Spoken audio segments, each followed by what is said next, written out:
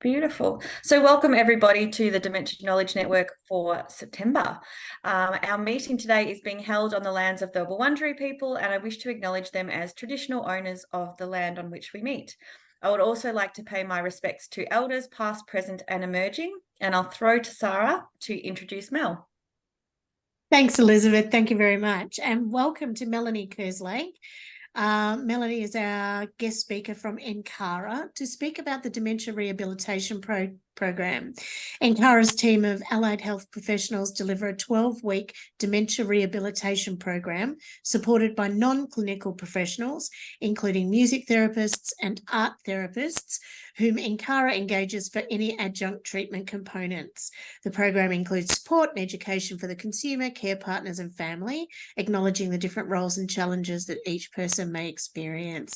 So thanks so much for coming along. We're really looking forward to hearing you. Excellent. Thanks so much, Sarah. That was a really good overview, actually. So yeah, thanks for having me, guys. I've actually prepared a bit of a presentation, so I might share my screen just so that you can see that.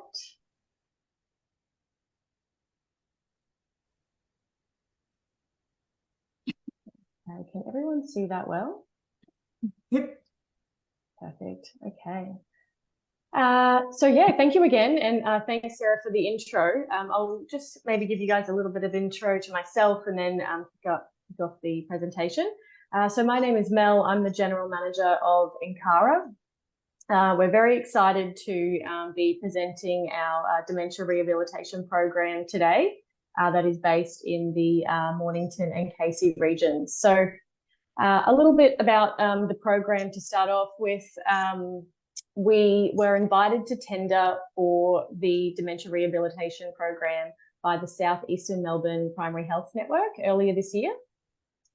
We went through a process to develop a comprehensive in-home model of care for people suffering from dementia who didn't have access to funding through any other funding stream or any other kind of allied health supports in place. So our in-house allied health team actually developed this model of care.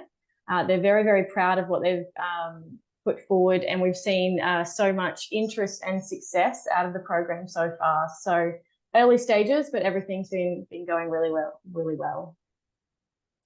So a little bit about us. So we were established in 2004.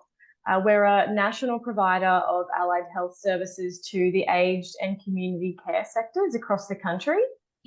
We were established by our two directors, Brad Packer and Peter O'Brien. So they're both physiotherapists. They went to uni together and started the business when they graduated in their early 20s. So almost 20 years later, we are a team of over 500 allied health staff across the country, consisting of physiotherapists, occupational therapists, podiatrists, speech therapists, and dietitians as well.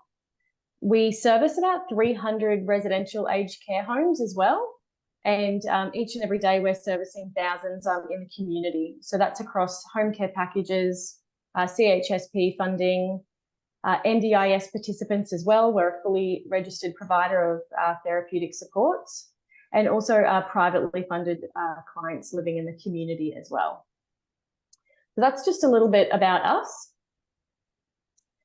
As I briefly touched on, we're very honoured and thrilled to be delivering the Dementia Rehabilitation Program to members of the community in the Mornington Peninsula and City of Casey regions in Melbourne. This program has been fully funded by the South Eastern Melbourne Primary Health Network.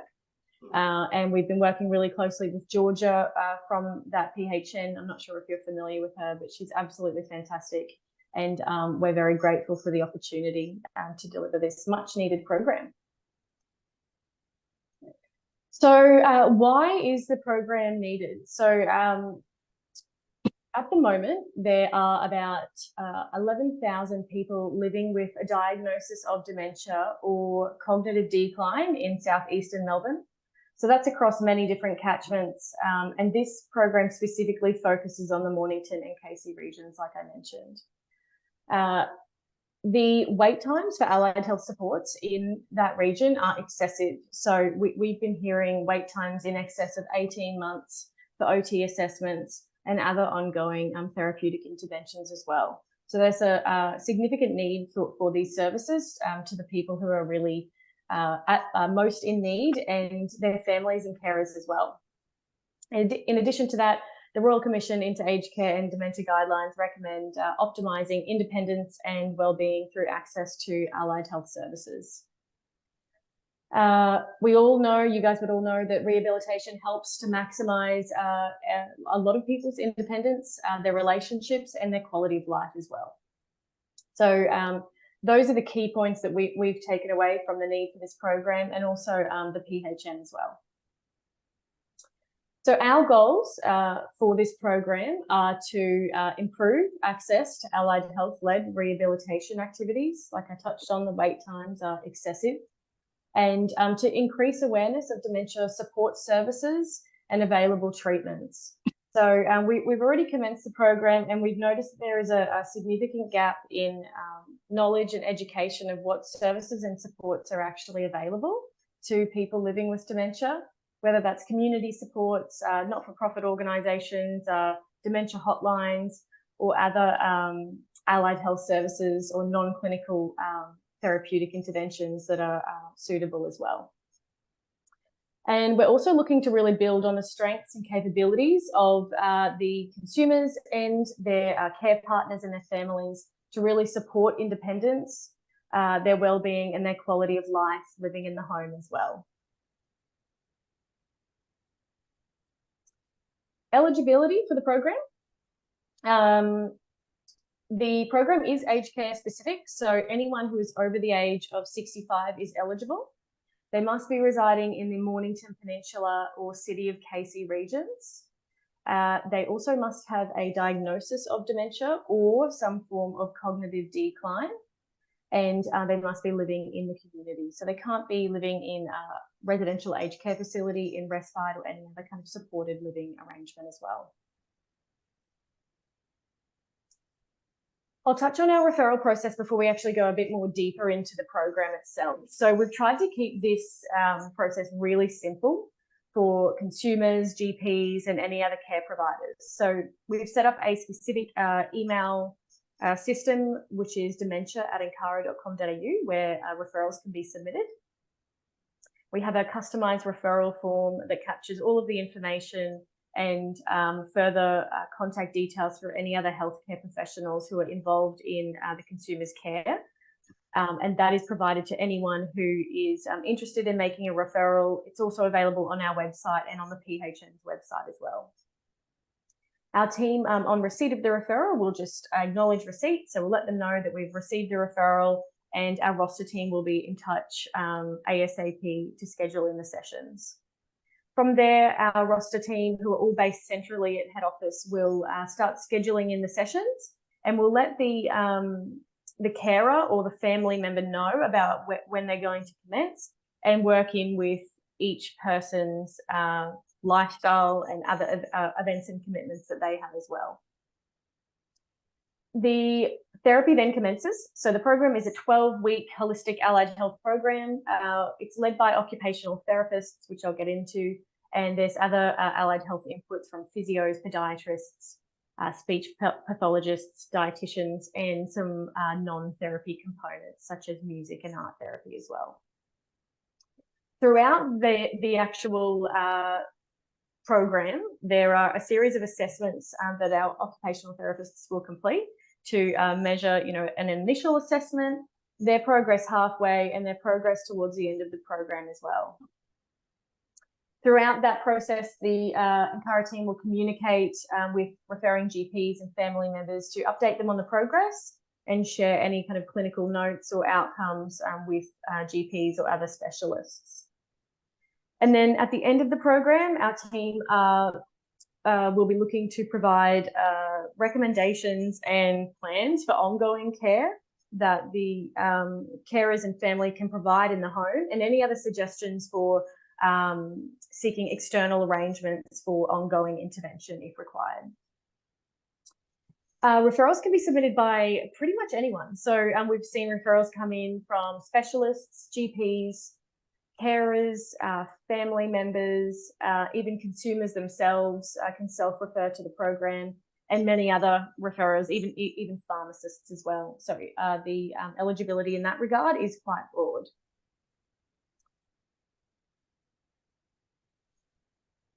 Okay, so the program itself. So like I mentioned, it's a 12-week multidisciplinary program. This is heavily led by occupational therapists. So the occupational therapist will complete an initial assessment, and then the program will commence from there with physiotherapy input, ongoing occupational therapy input, and podiatry services as well. Those therapists will assess whether an additional opt-in clinical service is required, such as speech therapy and dietetics. So those services aren't something that form a part of the set structure of the program. They're referred to if there is an identified need. And then really exciting for us is the non-therapy services that are on offer. So this is a really new area for Encara. It's something we've been able to look into and assess as part of this program. So we've been engaging art therapists, music therapists, and aromatherapists to get involved with the consumers from a non-clinical perspective, and the results there have been really exciting to see. So I can share some of those. I saw recently that an aromatherapist had commenced aromatherapy with lavender essential oils with one of the participants.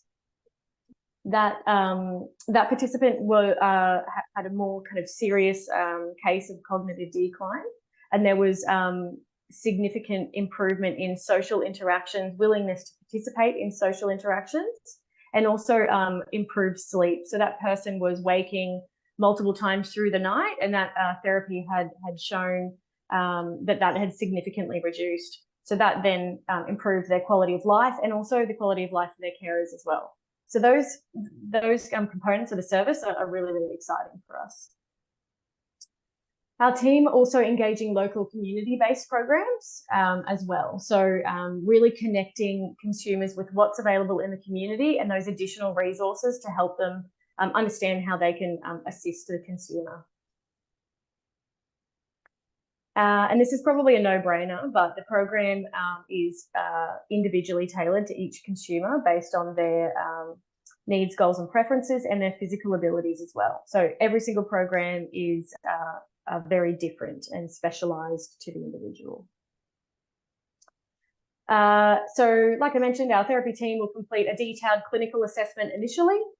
They'll review the home environment, establish program goals with the family and the consumer, understand their hobbies and interests and how they can really tie that into the program, and also identify coping strategies and needs of the care partners, which similar to the non-clinical inputs has been something we've identified as really lacking. So there's a significant need to support the carers and other family members to understand how to cope with what's happening with their loved one and put plans and strategies in place to help them, which has been really nice to see some of the outcomes. Our occupational therapy involvement can have several impacts. So we're looking to reduce behavioural problems that the consumer might be experiencing, reducing the amount of care need by the participants, so less burden on the actual care partners and families, an assessment of the environment and modification aids to support independent functioning. This program is in the home, so a lot of these homes aren't equipped for what is needed, and the change in these consumers' physical abilities and cognitive abilities. So it's really important for us to make recommendations on how to make the environment very safe for them as well, to prevent falls, for example. They're looking to improve engagement and enjoyment of activities that they complete and used to complete pre any decline. Prescription of assistive technology, promoting independence in activities of daily living, of course, and improving the ability of care partners to manage day-to-day caregiving, which has been really significant.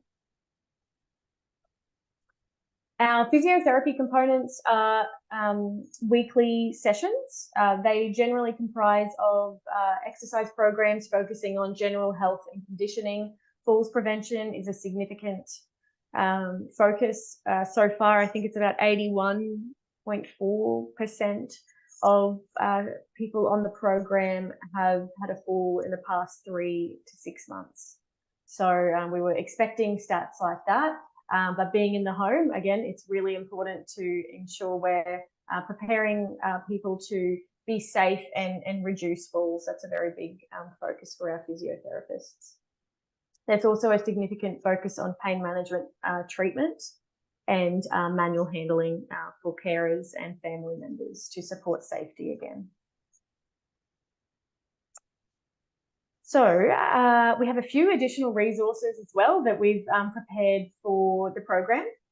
So on entry to the program, the occupational therapist will complete the first visit and assessment and provide a welcome pack to each participant. That includes a program handbook, which I'm not sure if any of you have seen. It's a very comprehensive handbook that takes the consumer and the family step by step through each week of the program, which I think we'll chat a bit more on.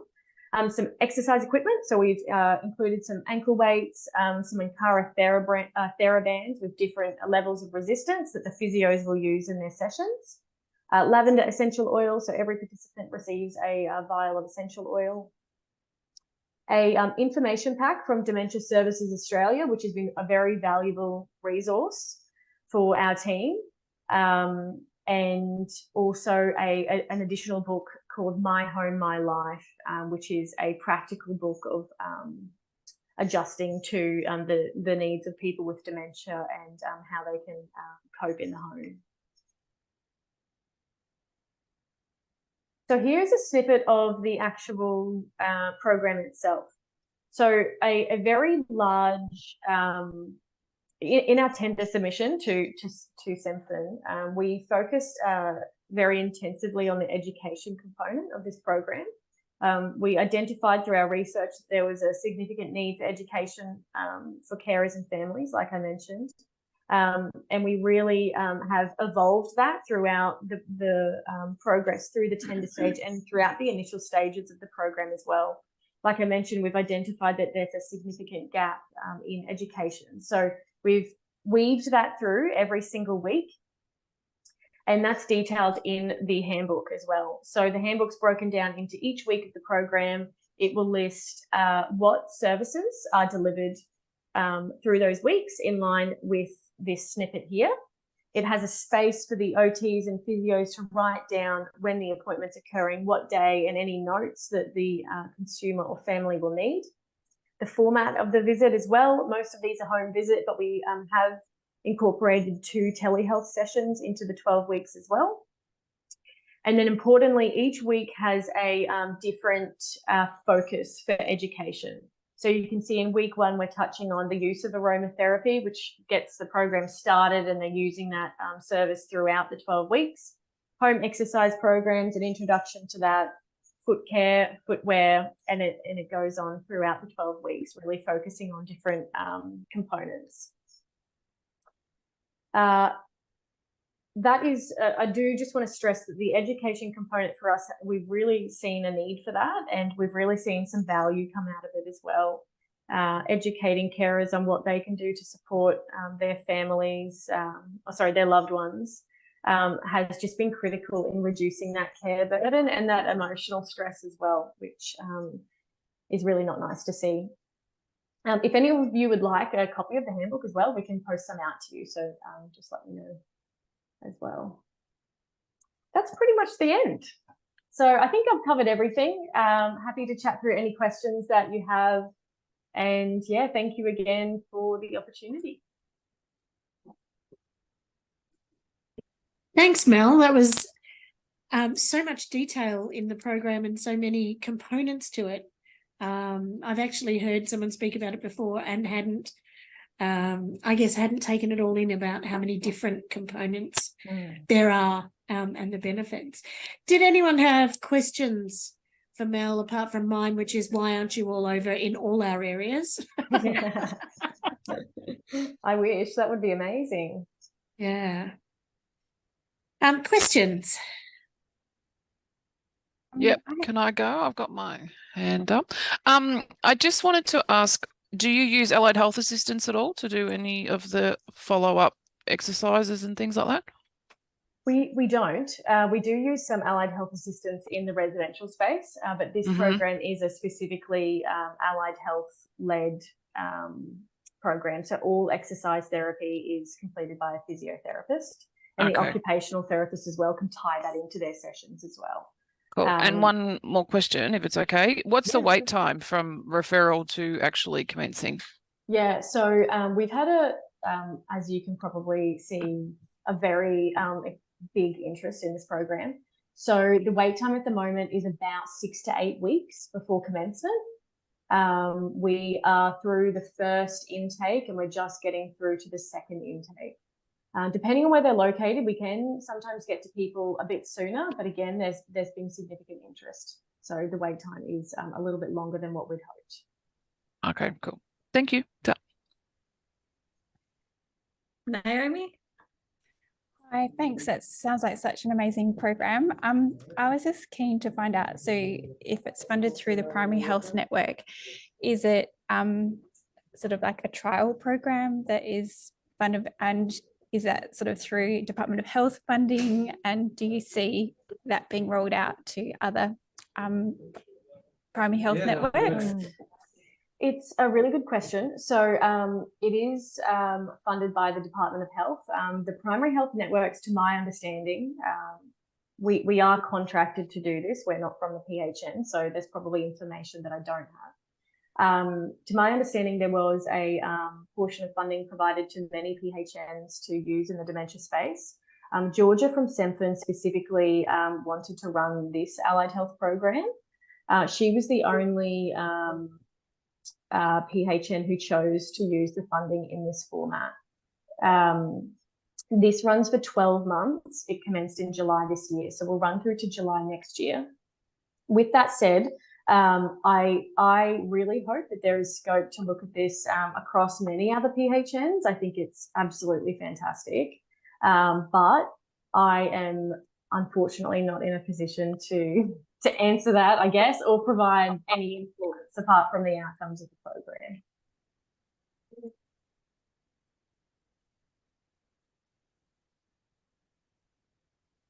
Any other questions? Yeah, Naomi.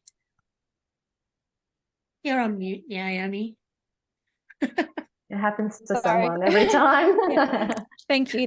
That's helpful to know. Just also, I guess, in terms of how many people, you might have mentioned it, how many participants you've got at the moment, and how many like OTs, physios you've got engaged in the program? Yeah, so when we tendered for this, we put forward that we felt, based on the statistics that were provided to us, based on the residential aged care beds and all other services in the region, that we would be able to achieve about 300 or so referrals. We're 6 weeks in and we've had 50 referrals so far, which is tracking very, very well. We've commenced a portion of those, and then we have the next intake commencing in a couple of weeks, like I mentioned. Our team, we have 3 occupational therapists.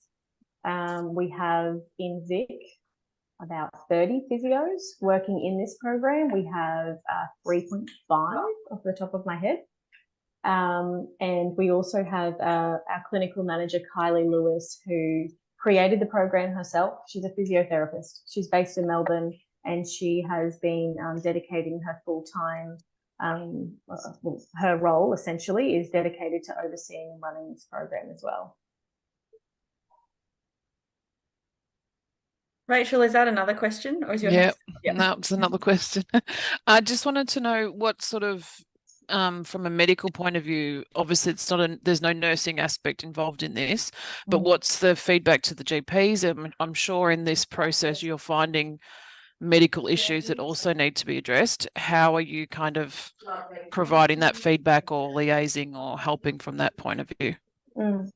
So following each session, there's a clinical note and progress note, I guess, provided to the GP that is issued to them a number of different ways, depending on their preferences to receive that. As for other, I guess, medical or clinical conditions, the scope of the allied health team is it's limited, but they do make recommendations to primary health care providers based on their findings. I don't have a lot of data on that actually, so I can definitely look at getting some more information and can provide an update. Yeah, that'd be good. Yeah, cool. Okay.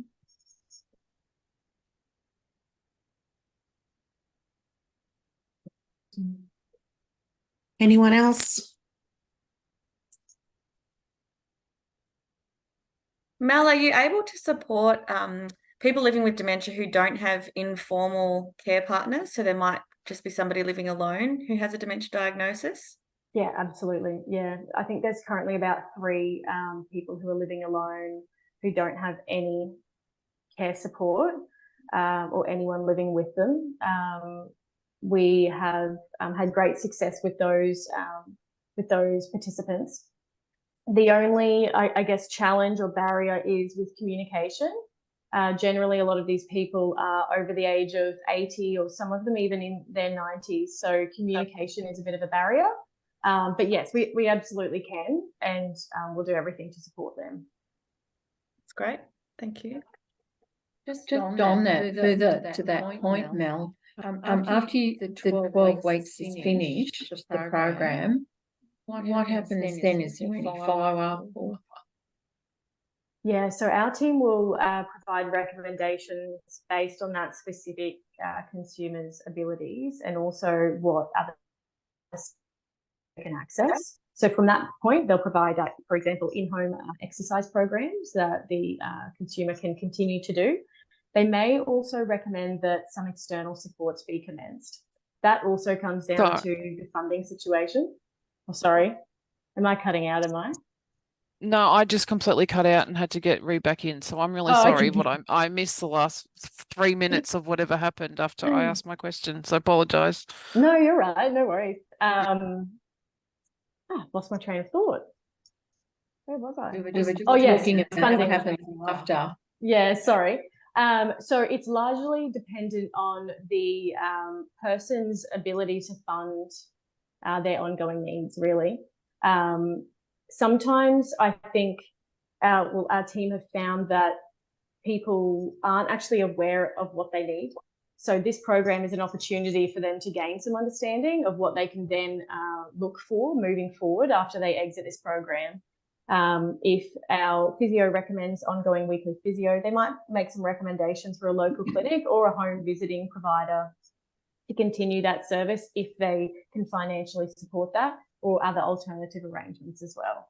It just really loops back into that education component that I mentioned is critical.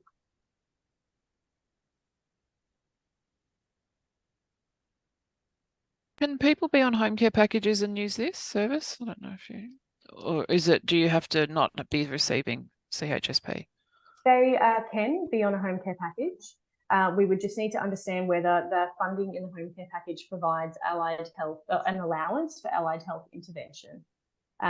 With those cases, we do refer to the PHN to just get some understanding from them as to what their thoughts are, as they're the funding body, and there are, I guess, regulations in place to make sure there's no overlap.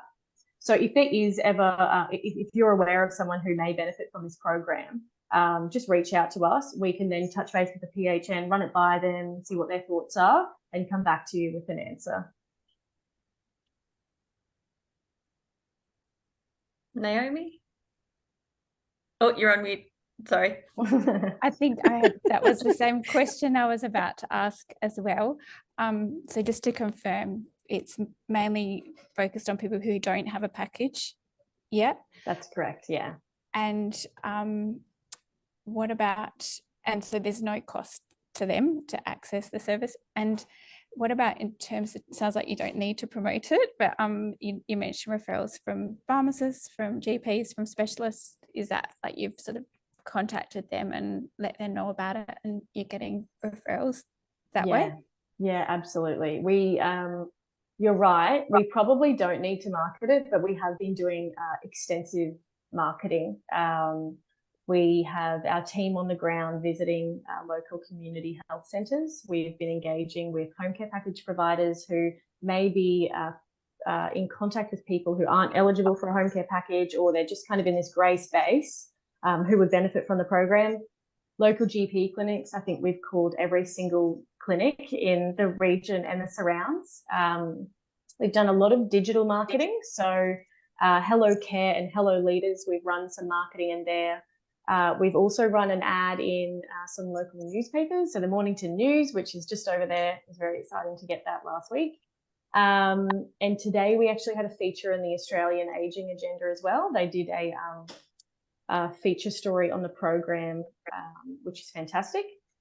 And we've had so many other opportunities. ACPA, who I'm sure you're familiar with, reached out and asked me to submit an abstract for the national conference, which is taking place in October as well. So that's just a few of the things that we've done. But yeah, it's very exciting. Yeah, it's interesting, Mel. I read about it in my local paper. I live in the Casey area. Oh, great. Yeah, so it's a good article. Yeah, and we had so much interest from the paper. I was a little bit unsure. I was thinking, oh, I just wonder what this is going to achieve. And it was probably one of the best platforms to communicate with people in the community. So yeah, it was very beneficial. So I might have missed it. Did you say people on home care packages can or can't access this? They can. It's a case-by-case basis though. Ah. Yeah, so if they're already kind of receiving funding in their package or receiving services for allied health, we just need to check that with the PHN. Wait times are an issue in the region, so then again, there's a bit of a grey area there.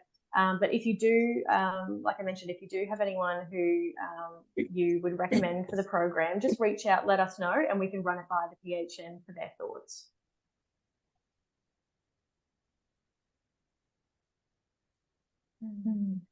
So no doubt you'll be referring to some of Dementia Australia's services, such as our Memory Lane Cafe, for example.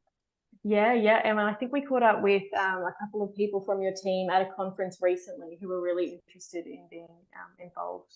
Some great resources available. Yeah.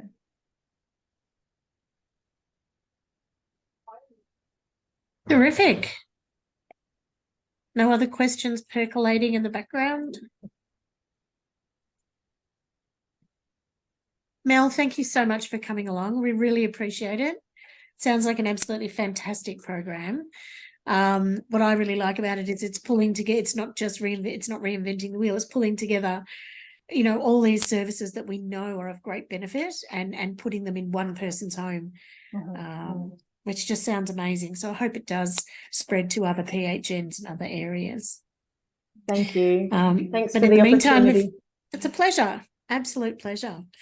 And I'm sure you'll hear from us if we've got anyone in those areas for referrals. So excellent. Thank you, guys. I'll share through the slides and just a copy of our form.